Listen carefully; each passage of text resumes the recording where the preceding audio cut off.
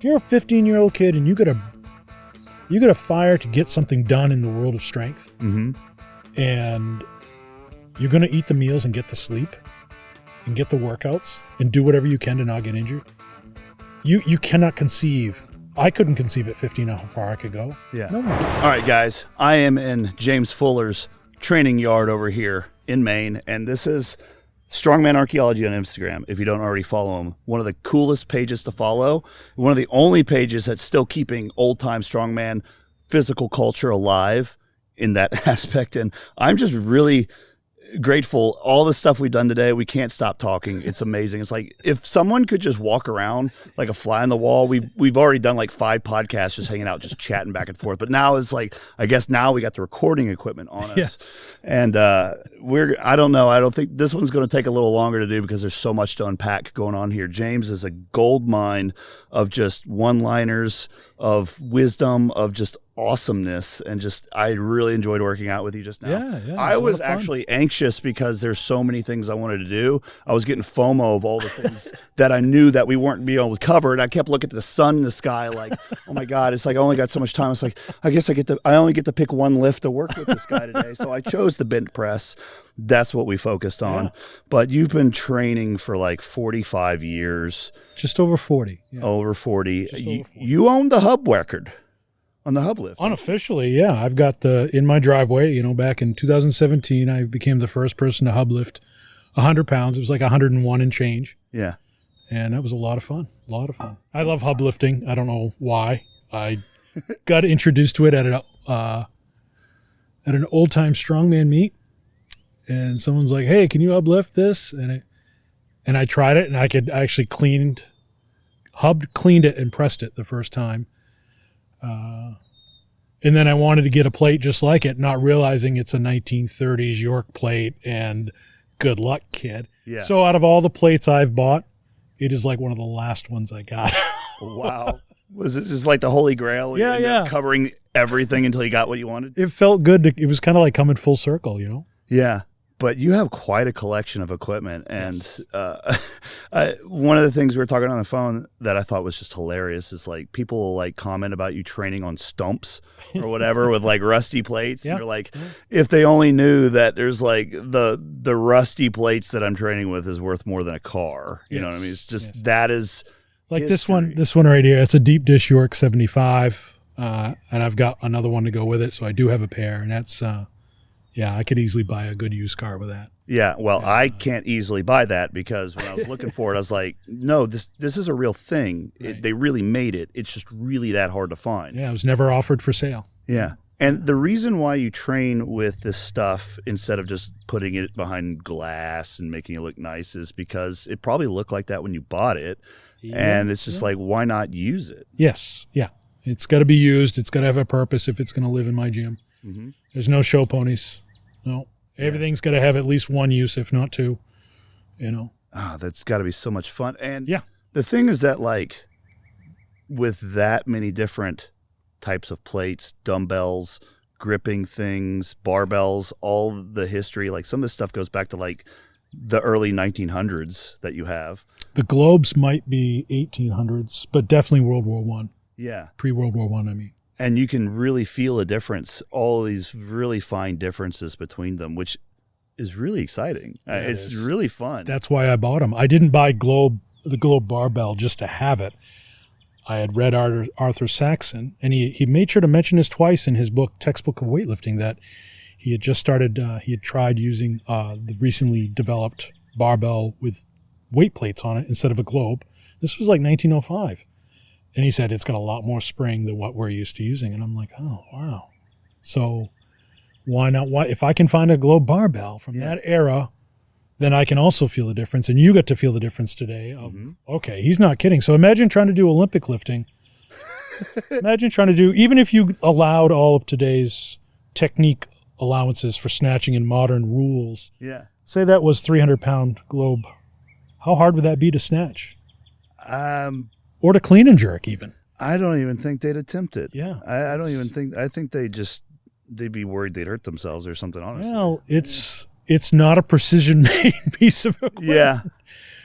People have now got what? Roller bearings, needle bearings in bars. I mean, it's some high-tech stuff. And it's great, but at the same time, it's not the same. So that's why I bought a lot of this stuff, is so I could, it's like that 7-foot bar, the pre-power rack bar. Yeah.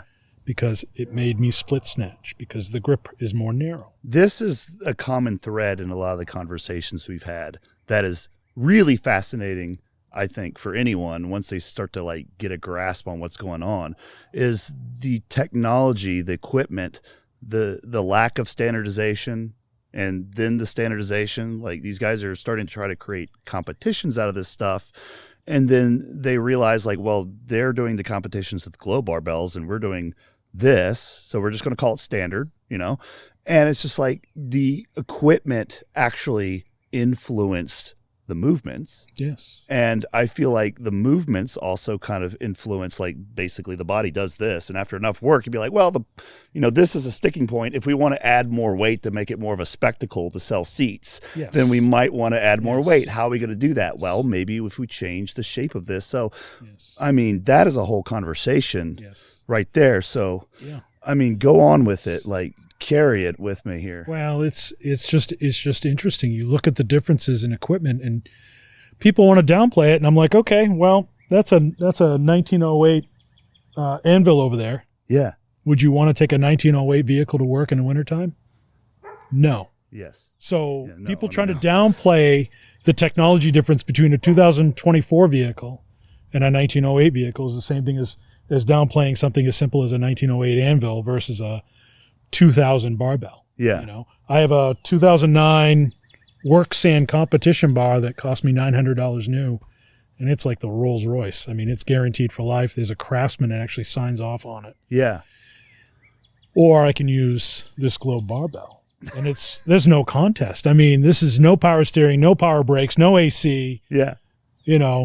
And the new bar is everything and more. It's got GPS. It's got everything. Well, the thing is that the glow barbell is going to get more attention these days, because if you got someone drive down in the road in a car built in the 20s, you're going to turn some heads. Yes. You know what I mean? Yes. But you are not doing these lifts just to get attention.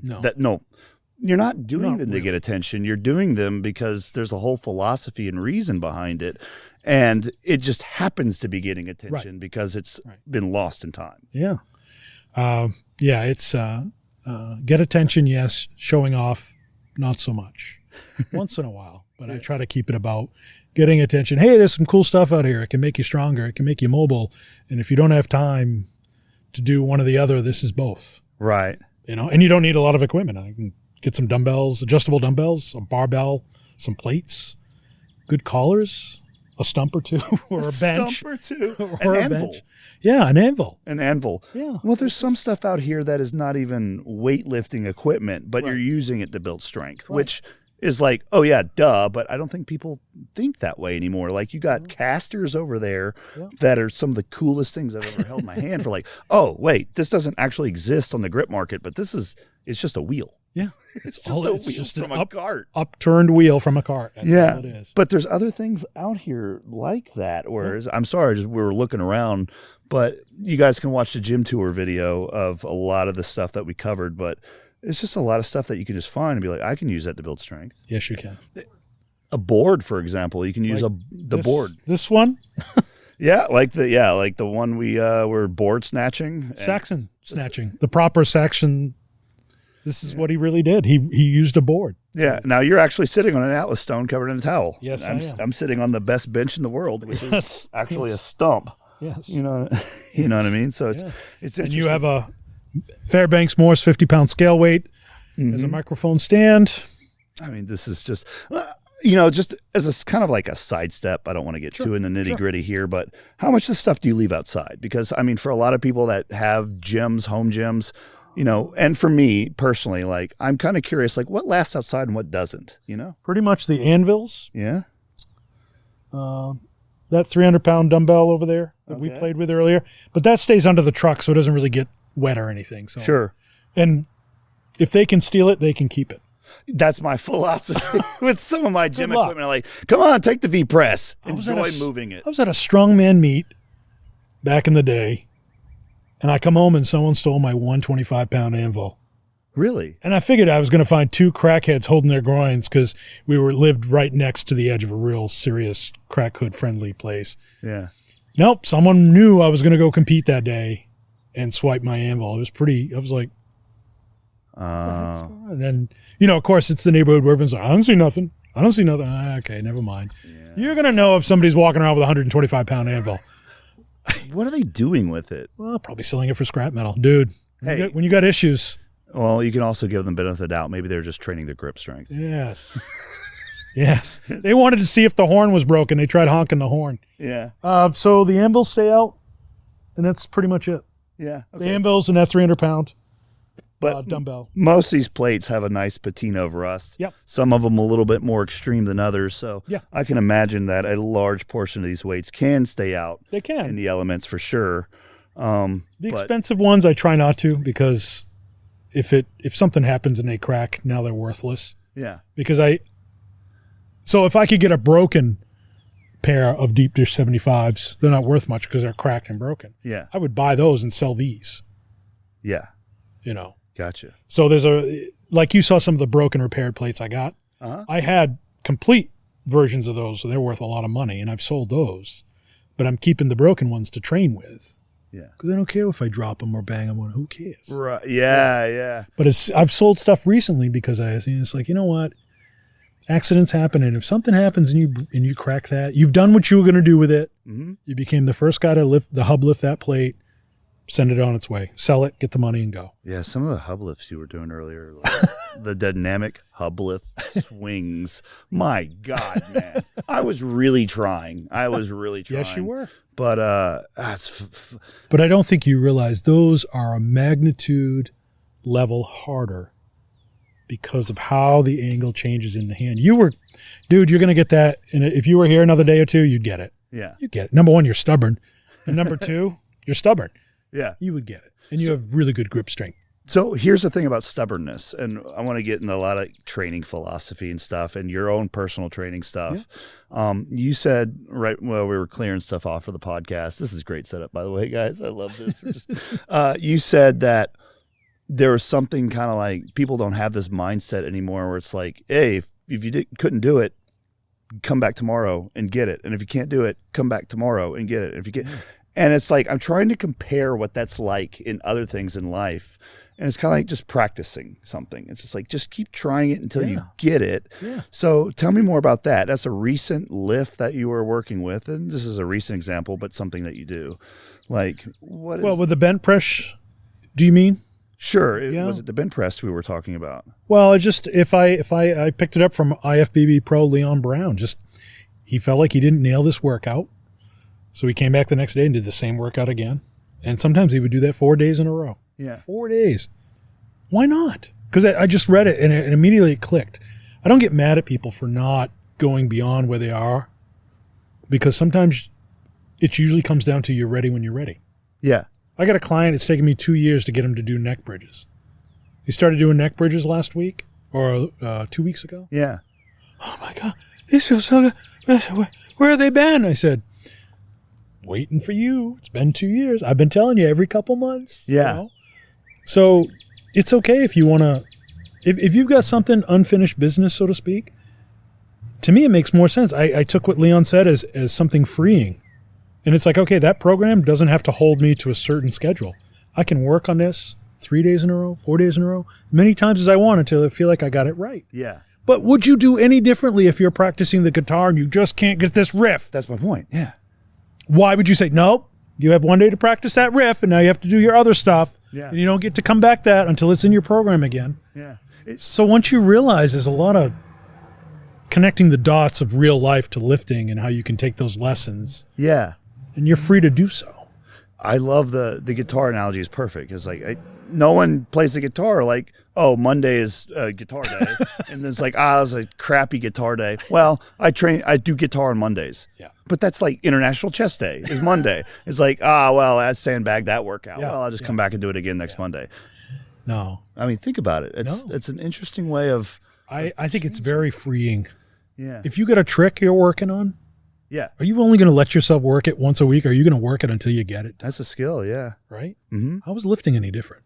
Right. It's not, I feel like if you're missing a PR squat, then come on. Yeah. Just let's be real here. But I mean, if it's some technique issue or something you felt like was unfinished with that workout, do it again. Yeah. But don't just go in and roll through it. Write a list. What am I missing? What to make sure I need to focus on? That. I mean, for me, it's like a lot of times when I train, like there's skill work involved. It's not just like I'm doing this body part split and that's all I do and I don't think about it. It's like, no, I do things and then actually make a list of like, my wrist was kind of giving me issues on this. And most people have that experience where it's like, this is kind of feeling uncomfortable in this exercise. And then like these clothes I wore to the gym today just feel a little bit off and they deal with it, but they don't like write down like, next time I come in, don't wear that fucking shirt again and figure out what's wrong with my wrist and find some exercises for it. But they don't do that. They just come back in next Monday and have the same problems over and over and over again. Right. Whereas if you keep doing it day after day after day until you get it right, it's no different than the coaching I got as a kid. Yeah. I'm going to make you practice something until you get it right. What's the point of moving on to something else until you mastered this? Right. So I think a lot of people don't give the body enough credit in terms of its resilience sometimes. Or it never fights you. Your body's always trying to help you, going, hey, man, let's work together. Yeah. Can you give me some more of this mobility? Can you fix this weakness, please? So that was an interesting thing that you said. You said the body and you and the body is like a partnership. Yes. So instead of like, I'm going to really just like, I'm forcing you to do this and the body is going to bend to the will of my mind. You're like, you know what? Why don't you just have a productive conversation with the body? Hey, can we try this today? Can we work on this? Can we get this? If it's an approach that wouldn't work with your wife or your girlfriend, it probably won't work with the weights. I mean, okay, well, we're good there. Full stop there. Think about how I funked up my back. Yeah. Because everything got fixed, and all of a sudden a bunch of muscles getting stressed that I didn't realize how much new stress was. It was magnified. I didn't realize it. You're a trained athlete. If you might fix your knee and it feels so good, but you don't realize that all of a sudden stuff is being used that hasn't been used the right way or an efficient way in years. And you might do stuff that's normal everyday stuff, and it might be like, dude, that's way too much. But you don't know. Yeah. So I funked my back up because I did a little too much too soon, fixing a problem with the bent press. Okay. That fixed something with my body. Yeah. So today, I was surprised I was able to do any lifting because I've been spasming for days now. Days. Probably closer to a week. Yeah, I would never in a million years figured that you had a back tweak before I came here because you showed me up pretty good. It was pretty impressive, man. Don't believe that, folks. But by the grace of God, I said I would like to do stuff with Juji. I would like us to do this together, but whatever. And because you don't force it, first world record I ever broke. Middle finger deadlifts, the most useless exercise in the world and the only one I'm good at. Yeah. Because it just came to me really easily doing a barbell middle finger deadlift. Yeah. First time I broke the record on it. I got home from work. I trained already 6 days that week. I was tired. It was wintertime. I'm training outdoors. It's cold. I don't want to do it. I said, dude, just do something for 15 minutes. Yeah. I said, well, you got a meet coming up. You're going to try to set a national record on middle finger deadlift. So why don't you work on that for a few minutes? A national record on middle finger deadlift. Yeah. They were going to sanction that.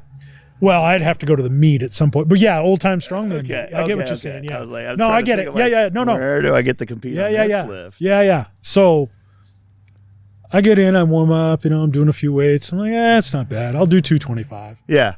Geez, that's feeling not too bad. Yeah, a couple more minutes, I'm going to go in the house. Next thing you know, I've got like 340 pounds on the bar. I'm blowing the old record. Son of a bitch. Yeah. But you took the pressure off. Yeah. You didn't sit there and say, you must do this, you must do that. Instead, you're free and clear. Whatever happens is a win. You didn't give up. You actually came in and worked out today. Next thing you know, you're an hour in, and the only people noticing you break the current world record is your girlfriend and her son clapping for you in the driveway. But what better way to do it, though? Yeah. You got to do it because you love it. Yeah. So your neighbor over there has got too much energy. He's got four-wheelers and but no land is what you said. Four-wheelers, and I think he's got a conveyor belt, and he just sets his four-wheeler and his snowmobile on it, and he pretends. I'm trying to not be distracted by your neighbor right now. I'm sorry. It is pretty funny though. Yeah. Whereas I was going to ask, the thing with a lot of the lifts that you choose, Yeah. The strongman lifts, Yeah. the thing that I think related to the middle finger deadlift, expectations when you're training, and things like that. So what I'm getting at is like, if you don't know how much a lot is, like for example, you're over here telling me like, oh, 100-pound plate warm up is normal. Yeah. In no universe would I have like jumped to that. I would have spent an hour warming up just to do that for one clip on Instagram, and you jump right into it. Yeah. But you normalized it for me. You kind of set like a new benchmark. I was like, oh, so this is normal. And I feel like for a lot of those lost lifts and for a lot of lifts like that, since a lot of people aren't pursuing them because maybe they're complicated or they don't know about them, they're lost, or they don't know what they're missing. They don't really know what a lot is. And so they kind of takes that out of the equation. So it's like now you're just kind of playing with it because a deadlift and a squat, everyone knows exactly where they stand at any time, and everyone can judge other people based on it. And I think that is a pressure that's unnecessary because you don't have to just do those lifts. It's also unavoidable. Yeah. Because so back in the day, we'll say the 30s, the 40s, not a lot of meets. Yeah. Not everyone's reading the magazines. So every once in a while you get someone writing into the magazine. We had one guy, it was a police officer. Was it from Louisiana? Brendan Wheelock? Mm-hmm. He was doing a bench press with 473 pounds. Wait, what? He was bench pressing 473 pounds. How is possible? I don't get it. Remember you said earlier about, do you remember a double body weight you were saying would be 500 pounds? It'd be 500 pounds for me. So he was doing like 473, 475 at home. Everyone wrote in, all upset. He's like, I have no idea what a good bench press is, so it's just what I do. Yeah. And he wasn't doing something that would be allowed in the meet, but he was still bench pressing and getting 473 to arm's length. Yeah. So because he didn't know better, imagine if he knew that 300 was only done by a dozen people. Right. Or a dozen and a half people. He probably, I don't know if he'd even try 400. He would have started But he's blowing the doors off and he's knocking on 500's door. Dude, that sometimes knowledge, it's kind of like with Adam and Eve. It's like when you don't know, you're kind of better off. I think the same. I think that is true too. I don't know where the limit to that logic is, but from what I understand about the Stoltman brothers, Tom and Luke Stoltman, Luke told me that Tom has something in his head where just the way his brain's wired, he doesn't really look at the weight. He doesn't know how much it is because he knows that no matter what he does, he's going to try it. He's going to have to try as hard as he can. Yeah. So why would he change his effort and change his perception of how hard that is? That makes no sense. It's like you just got to try as hard as you can. To me, world records are just someone else's PR. I don't have to automatically take on the world record that's my PR. Yeah. No, that's his PR. The guy that set that world record, the woman that set that national record, that's her PR. Yeah. But we automatically assume that applies to us. Yeah. Who told you that? No one. You just automatically assumed it. Mm-hmm. That's too bad. Look at Eddie Cohn, man. He was the first and still only athlete, if I remember correctly, to be 10% ahead of second place. That much? In any sport. He was? He was. Think about it. So in his heyday, at his peak at the 220s, his total would also win the 242s, the 275s, the 308s. Oh, son of a bitch. And sometimes the super heavyweight totals were less than his total at 220. Yeah. Sorry, Ed. I didn't know that you were that strong. Yeah. I'm friends with Ed. I've been following Ed since the 80s. He's been an inspiration for mine. Him as a strength guy. Tom Platz as a bodybuilder. Been my idol from day one. Even before I started training, I remember just looking at Tom Platz and you just know you don't get legs like that without a lot of work. You don't get to be Ed Cohn and do what Ed Cohn does without a lot of work. Right. People can talk about genetics and drugs, and I'm like, oh my God, just tell me you don't want to do the work, but stop talking about genetics and drugs. Just tell me you don't want to work. Yeah. Man, if you're a 15-year-old kid and you got a fire to get something done in the world of strength, and you're going to eat the meals and get the sleep and get the workouts and do whatever you can to not get injured, you cannot conceive. I couldn't conceive at 15 how far I could go. Yeah. No one can. The thing is, when I did some competitive bodybuilding, and I'll probably compete again in my 40s. I just got other things I want to do, like bench pressing with you is something I'd rather do right now than diet for competition. Yeah. But a lot of the comments from people, and it doesn't upset me because I think the logic is so ridiculous, but they're like, why does he even bother? He'll never be pro. Why does he even bother? He'll never be on Mr. Olympia stage. Why does he even bother? It's like, what do you mean? Why does he even bother? Because I'm not going to be the best in the world at this. I'm going to be the best that I can be for me. Why did your mom bother to cook muffins even though they weren't going to be the best muffins in the world? Right. It's because people wanted to fucking eat muffins. I don't know. It's just like just tell me you don't want to do something. Yeah. That's all. I remember was it Mark Bell when he had Charles Poliquin before Charles passed, unfortunately. I can't remember if it was Charles or Mark, but they were talking about that you need to get to a point of saying, I want to squat 800. And you get to 600 and realize, I'm good. Wait, okay. That you have the ability to say, I thought I wanted it. I got up to 6 and realized this is as much work as I want to do. Yeah. I have hit a limit that I realize, nope, I'm good. Yeah. You have to be able to do that. You have to give yourself a break. Where you know what enough is? You have to be honest with yourself. You can't beat yourself up. At least you went for it. Yeah. Right? So at least if you strive for something, that's fine. But the people that give up before they even enter the gym, that's sad, man. That's really too bad. Yeah, this is the conversation started with, like, they're wondering whether they have genetic potential or this, that. So they're not even going to start. And you're going to let someone else give you an answer that they'll never know because there's no way of knowing what your potential is in anything. I mean, yeah, you can look at like, okay, this is a really, really tall guy, and so it might be hard for him to compete in a sport that's obviously dominated by very, very short people. But even then, like, usually those people try it and find out like, oh, this isn't very fun anyway. It kind of auto-corrects itself. Yeah. Just fucking try. Yeah, and I try not to comment on stuff I don't do. Yeah. As a rule. There's a couple of things I comment on because the people that come to me for help tell me that certain things obviously aren't working, even though I've not tried it. But you got to try things, and people just think it's so acceptable to have an opinion on something you've not done. Yeah. And it's weird to me because what if that thing you're crapping on, if you actually tried it, what if you actually loved it? Yeah. Oh, man, you've just missed out on a big part of your life. Right. You know, what if it's something that became a fire? What if your genetic question, you're asking the wrong question, or, you know, when the whole genetics, do I have the genetics for this? What if your genetics is you're the guy that won't get injured no matter how heavy you train, but you won't know that until you're 10 years in. Right. You know what I mean? I think that there's just questions that can't be answered, and it's kind of arrogant to think that we can just question it without strength. Strength takes time. I can teach anyone mobility and flexibility in a few days. I can get you very flexible. In a few minutes, I can get you into a split. Now, strength takes years and years and years of getting your body into that condition. Yeah. But what you just said was pretty important. It's like people, when they think of genetics, they're only thinking of like the very apparent, obvious, like your genetics for bodybuilding, right. You're a large man.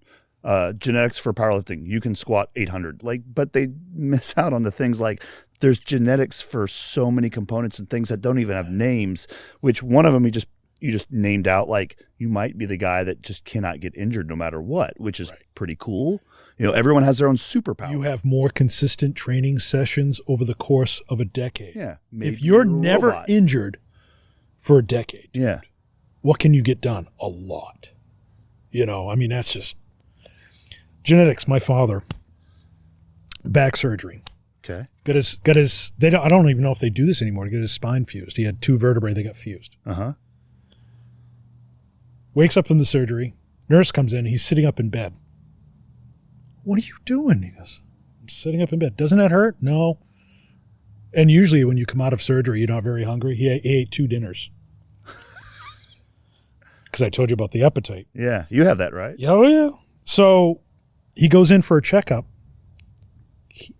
They had to dig the staples out because he had healed over his staples. Whoa. What is going on? Recovery. Oh, wow. Genetics. So if you want to cry genetics about that, yeah.